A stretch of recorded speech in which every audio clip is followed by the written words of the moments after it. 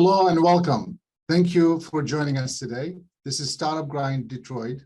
I'm your host, Faris. I'm delighted today to have a guest with us, Maria Brasil, who is visiting from Brazil, an entrepreneur, and I'd love for her to share with you her journey of starting her business. Thank you for joining, and let's get started. Maria, thanks for being here. Oh, thank you. Thank you very much, Faris, for the invitation. I'm very happy to share. That's great.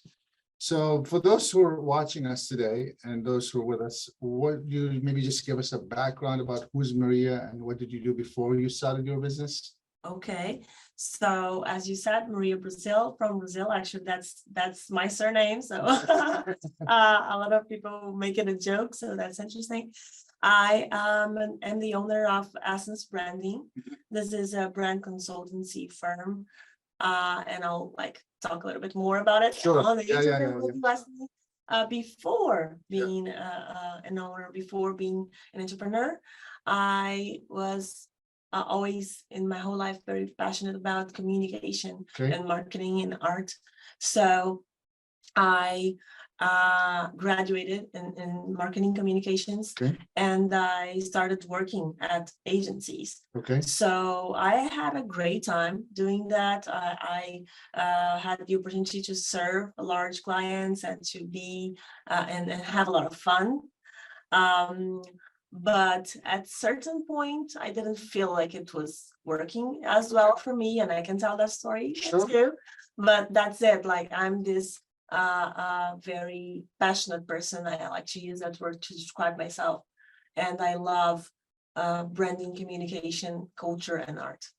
Yeah, so I'm curious to go back to your earlier point, which is branding, culture, communications, and art. Yes, is what I think what you just said earlier.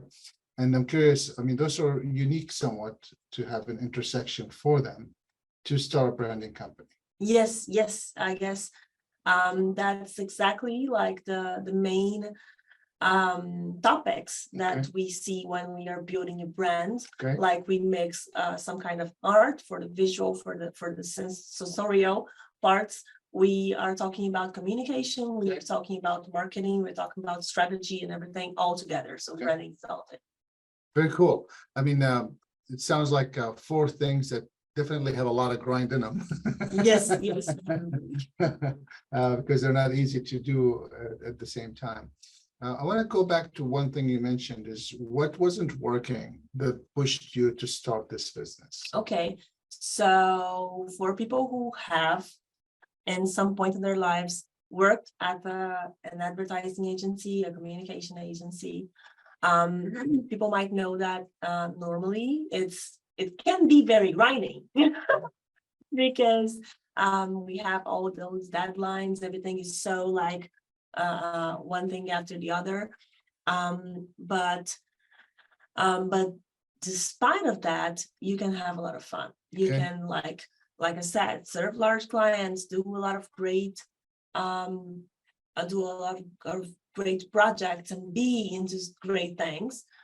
And that's part of being in the marketing field.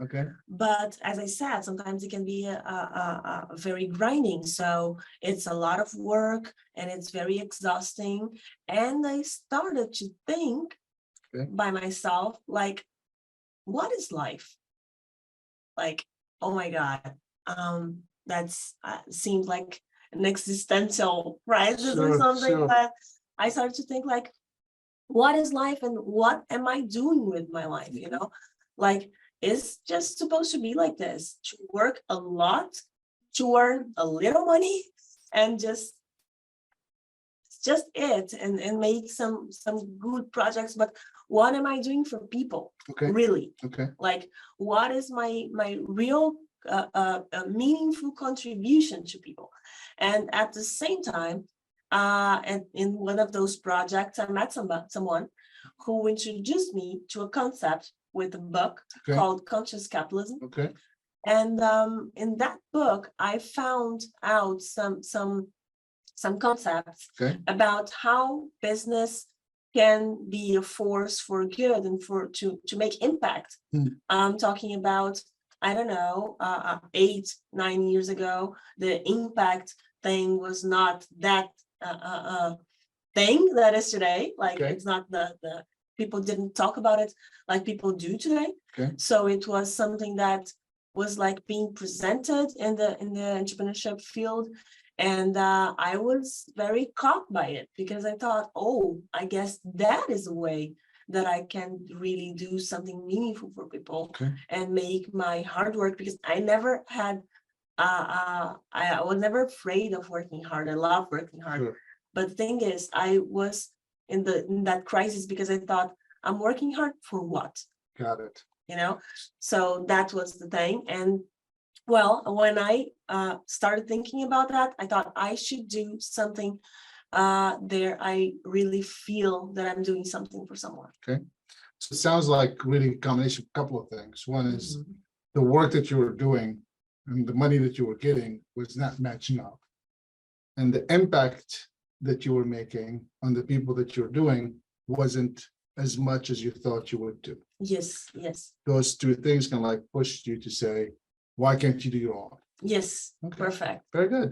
And I'm curious, now that you jumped, the wagon or jump ship, right, from working for someone to working your own, was that received, in a positive manner from people, from clients, from things? I mean, how did it start? What did you struggle in the start, or were you able to secure one or two clients right away? I planned a lot.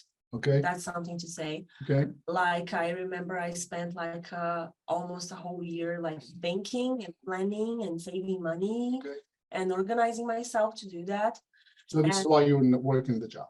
Yes, Okay. while I was working the job, I started like doing some freelance things to have some side hustles Okay, in the same point. So I started working even more, but yeah, with something that I felt it was good and Yeah. meaningful. And there are like two interesting short stories about that moment of my life. Because first of all, inside the company, yeah, I really lost people there, and Okay. the CEO of the company was and is still a great friend of Okay. mine. And I still remember when I told him I would like to go, I had to like be very conscious of what I was doing there. Like, okay, I made this decision. That's not something to discuss. Got it. I have to go, okay, but I'm going in a few months because I'm not leaving the boat alone. yeah, I know that I have some projects to finish. I'm responsible for that. So I guess it was kind of June or July that I told him, and I only went off for like October, November, something like that. So I had some months in advance. And the curious part was that afterwards, someone from the HR called me and said, Maria, I just received communication that you were leaving. Is this happening? You know everything, because I guess it's wrong. Just typed wrong. Your name, because you worked there for a while. that's right. And when we're talking about agencies, I don't know here in the US, but in Brazil, like the turnover is so huge. Sure, Then when people spend like some years, they say that they're like almost like furniture. yeah, They- fixture, yeah. Yes. So she said, I guess there's something wrong in that email. Let's check with you. And I said, no, nothing's wrong. I'm going. Why, Maria? Why? I'm doing. And I said, that's good. It's gonna be good for me and everything. And the second story was that when I went to tell my father, Yeah, because I had a stable job, sure, all the rights, all the benefits, Yeah, everything. yeah. And he was like happy, proud, yeah, sure, proud, yeah. and everything. And I was, so I'm quitting my job to be an entrepreneur. And he was, what? What's wrong with you?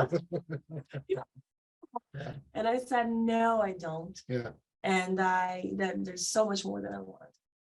And interesting stories that my father always wanted me to like work for a bank or something Sure. very stable, stable. sure, And he kept saying like, if you enter the bank, your life would be different. And Yeah. I'm like, that I want to be an entrepreneur in the communication field. So, oh my God. And what I told him that I guess was like that turned the point. Sure. And for me, for him, and that's something that I still remember today and helps me make decisions today, is that I told him, okay, I have 23 years old at the time. 80 years old Maria will not be happy, will not Appreciate what you're doing. Pardon myself now, Yeah. 22 years old Maria, if I don't do that now.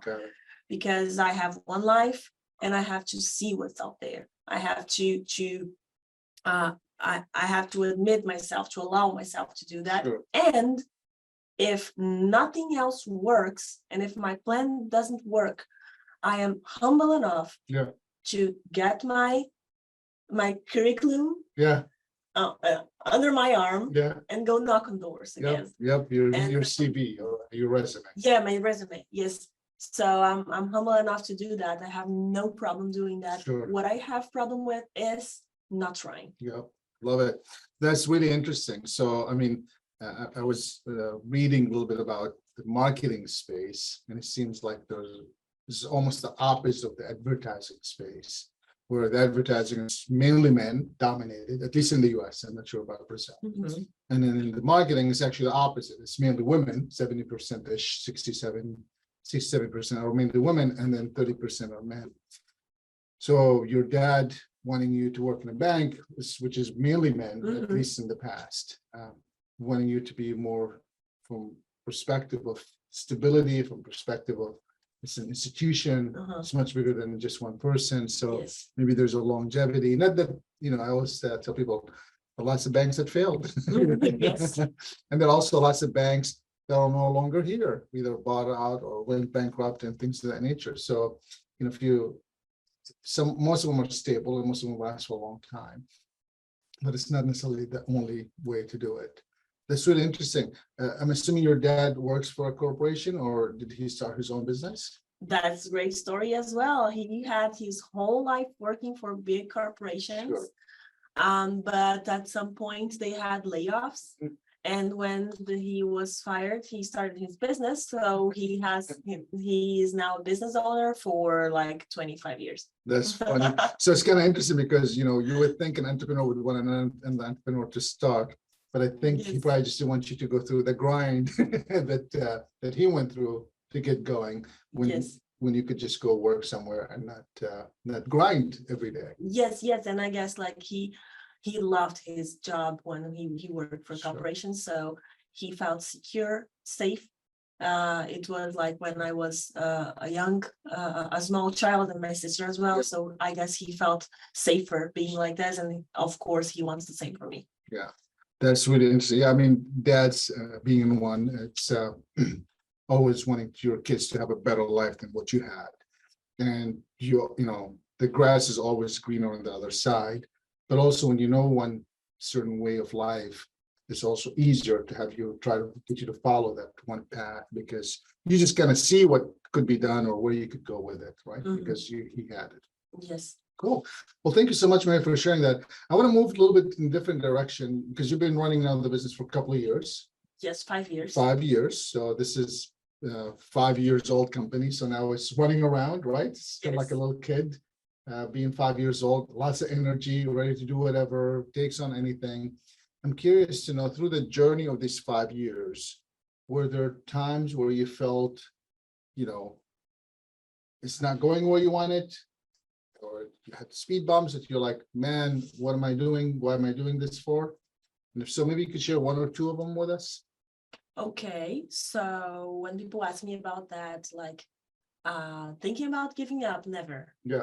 Because I don't know, my company means to me everything that I always believed in, and I could make it real in the company.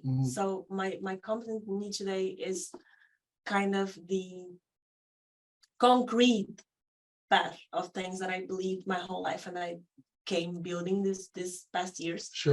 So, but yes, we have grinded, and we are grinding a lot always. So I guess I don't know, the pandemic moment was very bad. Yeah. And something interesting about that, because 2019 Yeah. 2019 was a great year Mhm. for the company. Yeah. Like I started in 2018. Yeah. And I started good because I had another company before that. Okay. Sure. So Essence Branding was not my first company. Got it. That's good to know. That's a Your gap I second. have to address Your here. second. Yes. My second endeavor.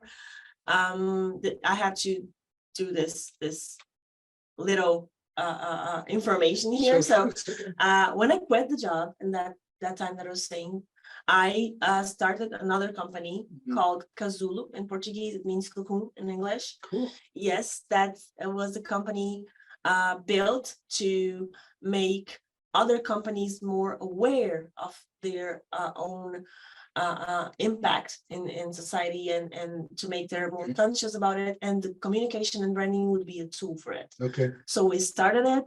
I had more 3 partners, and we started thriving on that. Actually, we did a lot of great.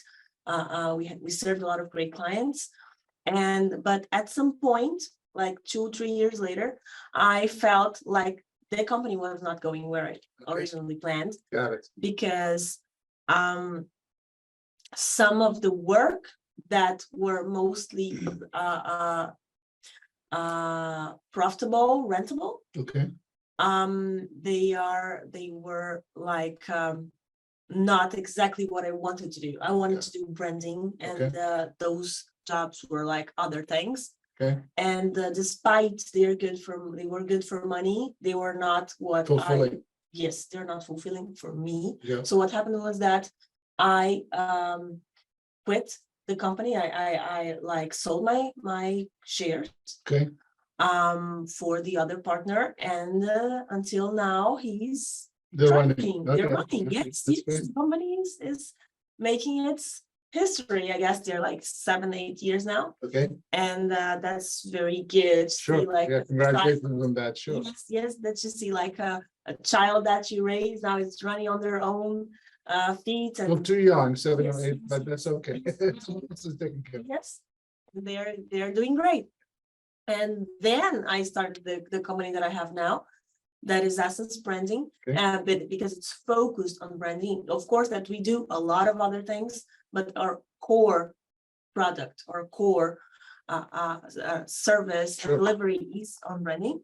So at Essence, we had 2018, a great year of launching. I had some clients. I already had like some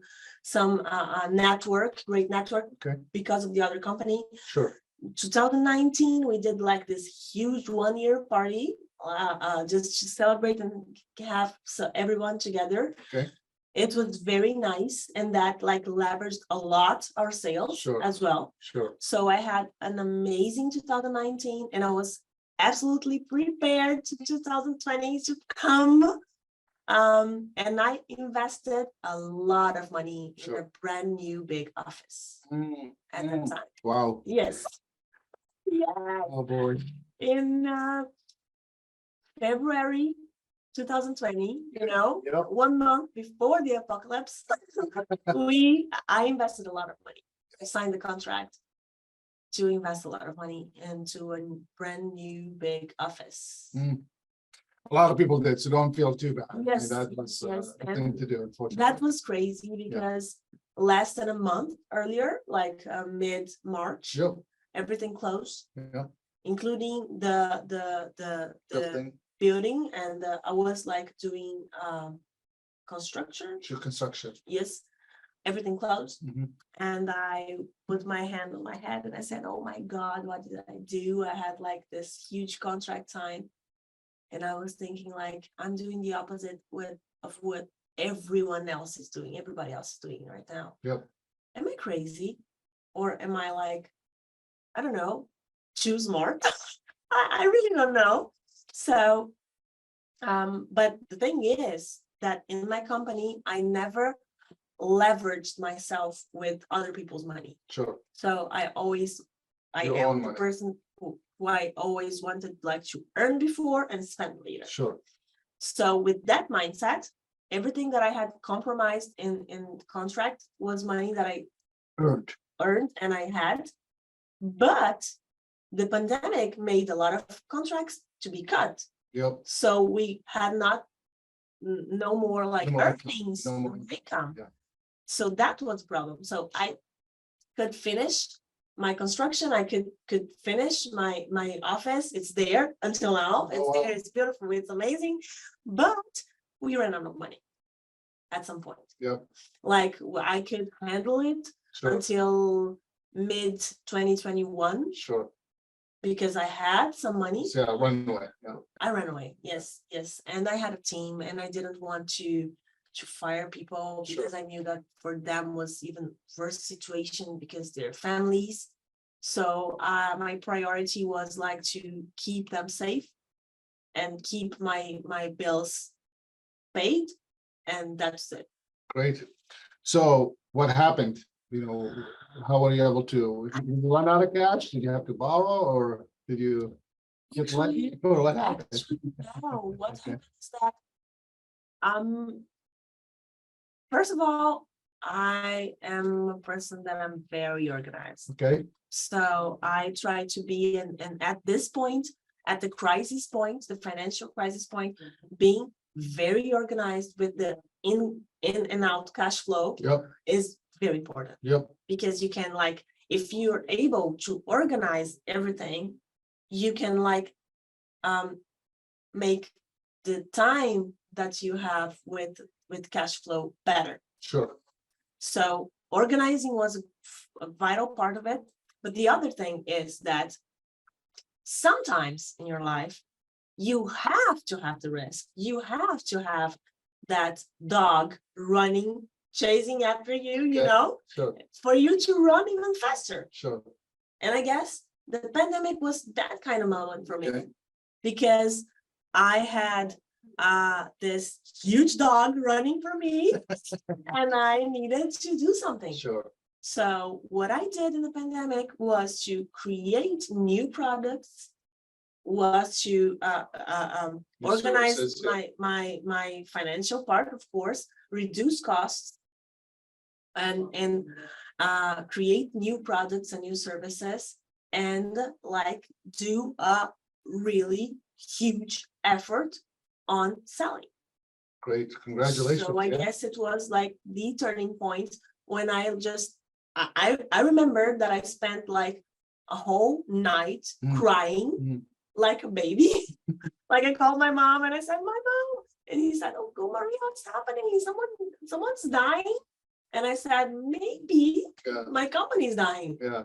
And that was very bad, but that's the kind of thing that I spent a whole night, Sure. a Friday night, there like crying like a baby. And then I woke up on Saturday and said, okay, no more crying, I have to do something.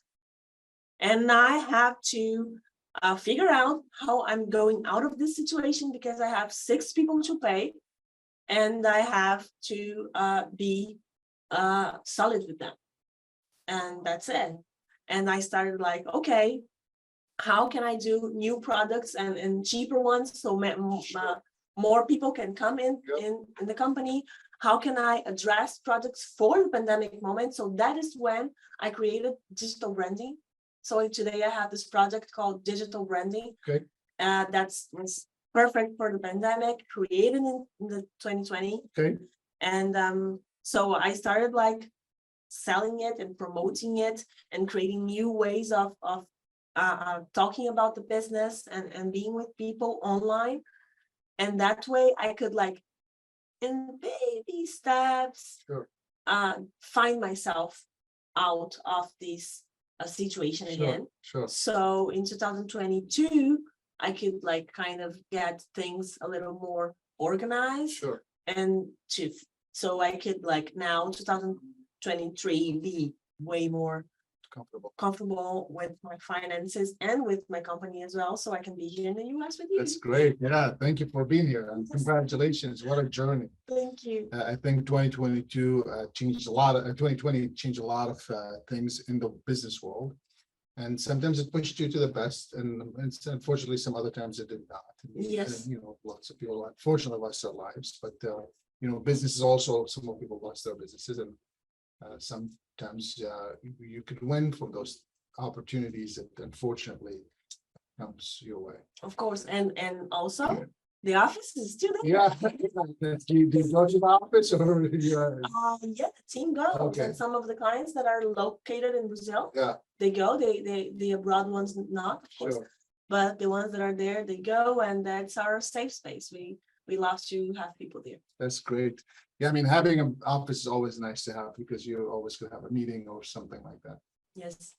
Maria, through this journey, I mean, I'm sure you also felt like sometimes where you're like one big, right? And, I'm sure just like you would describe your journey of the grind through the COVID and the delivery that you came out of it, I would love to hear some of the times that you felt like you reached the top of the mountain and you're like, I think I'm on the top. Not necessarily that you won't have them again or you don't have them now. Similar with the grind, right? Doesn't mean that you don't go down or you don't feel grinding every day. It's just, maybe you could share with us one of those moments where you felt like you're on top of the mountain, things are great. Oh, Besides 2019. okay. 2019. Nice, and the party was nice and a lot of people approaching. But I might say, Faris, 2023's beginning. Okay, Yes. okay. Like February this year Why?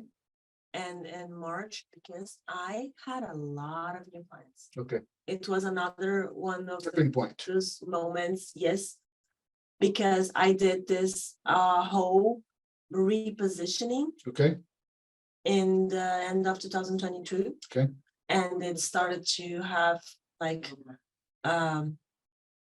results Yep. in the beginning. So January, February, March of first this quarter, year, yeah. first quarter was like these huge results that we had for the positioning. And the interesting thing is that we did a brand positioning, storytelling, new website and everything. Yeah. But the main and most important repositioning was for my own mindset. Yeah. That's what changed Can you everything. tell us a little bit more about that? I mean, what do you mean by your own mindset? Yes, so it's all about how you see yourself and how you respect your own work, and that's what that will reflect on how people treat you, how people see you, and how people is open to pay you. Got it. Interesting. And what was the shift in your mindset? The shift was that when I started the company, I was in that mindset that I couldn't like afford to lose the client. Yeah. So I could, like in the beginning, I would charge how much they were willing to pay. Like, Yep. I cannot lose you, so how much can you pay? how much can you pay? And I'm doing that. And yes, that was good in this beginning. Like I said, 2019, I acquired a lot of clients and I got money in, but it's not sustainable. At least in my own experience, it's not sustainable because you are gonna have a very complex operation with a lot of different clients and different products and different things Sure. happening at the same time. Sure. And different prices. And I guess the company becomes like a Frankenstein. Yeah. Because you have it all. You Yeah. have no like focus. Yep. But when you focus, you're narrowing a Yeah. little bit more your view. Yeah. And by narrowing, Great. you're making choices. And I guess some of the hardest parts of being an entrepreneur is having to make choices and having no one to tell you if that choice is good or bad. It's only your own call. Yes. So the thing is that I started to change my own mindset on, first of all, recognizing my own power and everything that I have already Sure. done for people and in my life and everything that I have achieved. Yep.